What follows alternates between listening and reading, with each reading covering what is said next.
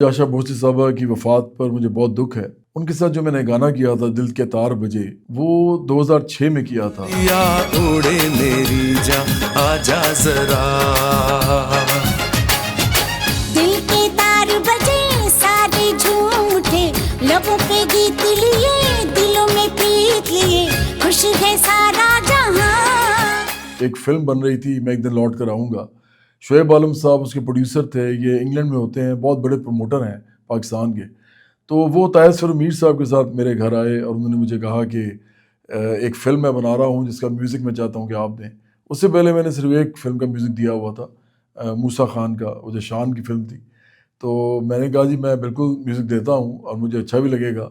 और तायसर मीर साहब ने इसमें भी अपना एक रोल प्ले किया था। लेकिन शोएब आलम साहब और मैं फिर इंडिया गए, हमने वहाँ रिकॉर्डिंग्स की।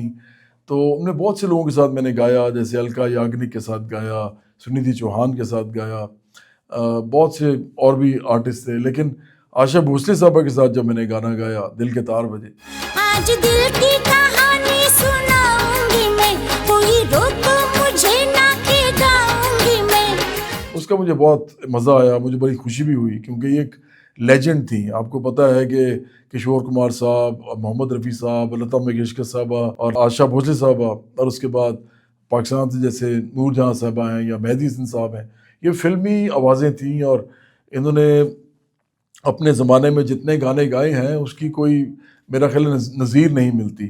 तो बहरहाल उस वक़्त मैं जब वहाँ पे गया तो मेरी उनके साथ मुलाकात हुई। उस स्टूडियो के अंदर हमने गाना रिकॉर्ड किया और गाना जब रिकॉर्ड हो रहा था तो मुझे अच्छी तरह याद है कि बल्कि साहिर अली बग्गा भी मेरे साथ था। उस ज़माने में बग्गा गाना नहीं गाता होता था। उस ज़माने में मेरे साथ ही उसका बहुत क्लोज़ ताल्लुक़ था। उसने जो अपना पहला म्यूज़िक जो किया था वो भी मेरे साथ ही किया था। और एज़ म्यूज़िक डायरेक्टर जो एक गाना बनाना होता है, अरेंज करना होता है, उसमें मेरा ख़्याल है उसी उसकी ट्रेनिंग वहीं पे हुई थी मेरे साथ। तो साहिर अली बग्गा जो है उसने अरेंज किया था इस म्यूज़िक को जो उस फ़िल्म का था।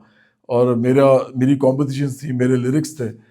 बल्कि एक गाना जो है वो साहिर का की भी कॉम्पोजिशन थी उसके अंदर। 1 या 2 गाने साहिर के थे, बाकी सारे जो गाने थे वो मेरे थे और मैंने ज़्यादातर गाने खुद लिखे हुए थे। और मैंने ये जो गाना गाया दिल दिल के तार बजे, ये भी मेरा अपना लिखा हुआ गाना था। झूमे है मेरा जिया, सतरंगी चुनरिया ओढ़े मेरी जान ओ साथिया। आशा भोसले साहबा ने जब इसे गाया तो मुझे याद है एक बड़ा मज़ेदार वाक़या हुआ कि मैं उस वक़्त बैठा हुआ था मिक्सर के ऊपर। तो एक लाइन थी जो उन्होंने कहनी थी, तो जिस तरह मैंने उनको बताई थी, उन्होंने उसको थोड़ा-सा फ़र्क करके गाया क्योंकि बड़े सिंगर्स हमेशा इस तरह करते हैं।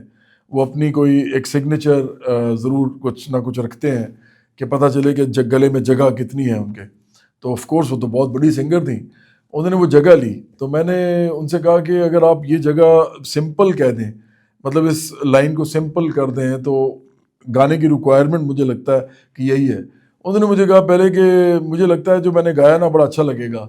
मैंने कहा चलिए ठीक है फिर आप गा दें इस तरह। जब उन्होंने रिकॉर्ड किया तो दोबारा जब उसको सुना, जब प्ले हुआ, उन्होंने अपने कान में सुना, तो उन्होंने मुझे कहा कि जवाद साहब आप बताइए आप क्या कह रहे थे? मैंने कहा जी मैं इस तरह कह रहा था।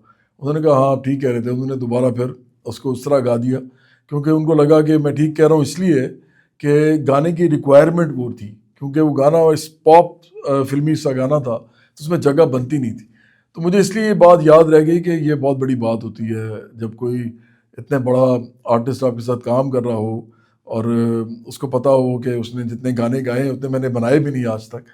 तो वो अगर कहे कि नहीं आप सही कह रहे हैं और आपने ये इस तरह जो कहा है कि गा दें, तो शायद वो इस गाने के लिए ठीक है। तो मुझे ये कर्टेसी उनकी लगी, उनकी एक काइंडनेस लगी, जो कि बड़ी ज़बरदस्त बात है। आशा भोसले साहबा चली तो गई हैं दुनिया से, लेकिन इन जैसे लोग जो हैं दोबारा बहुत कम कोई आएँगे। अब तो वैसे भी बड़ी एक मैकेनिकल सी दुनिया है, एक जो एक कट थ्रोट सा एक free market, new liberal, trickle down capitalism जो है वो हम देख रहे हैं। इसमें आर्ट वगैरह के ऊपर काम करना वैसे ही बड़ा मुश्किल है। गरीब लोग और मिडिल क्लास के लोग तो वैसे ही नहीं कर सकते, उनके पास इतने पैसे नहीं होते। जो अमीरों के शौक़ रह गए हैं। तो میں سمجھتا ہوں کہ ایسے آرٹسٹ بننے کے لیے جتنا ٹائم چاہیے ہوتا ہے، جتنا جس طرح کی آشا بھوسلے صاحبہ تھیں اور بھی جو میں نے نام لیے، اور جتنا ایک ایفرٹ چاہیے ہوتا ہے، جتنا ریاض چاہیے ہوتا ہے، وہ شاید اب دوبارہ لوگوں کو نصیب نہ ہو، اور اس لیے شاید اس طرح کے لوگ دوبارہ نہ آئیں۔ تو میں سمجھتا ہوں کہ وہ تو چلی گئی ہیں، لیکن ان کی آواز ہمیشہ ہمارے ساتھ رہے گی، اور لوگوں کو انسپائر بھی کرتی رہے گی، اور لوگوں کو ٹرین بھی کرتی رہے گی، لوگ ان کے گانے سن سن کے بھی سیکھتے رہیں گے۔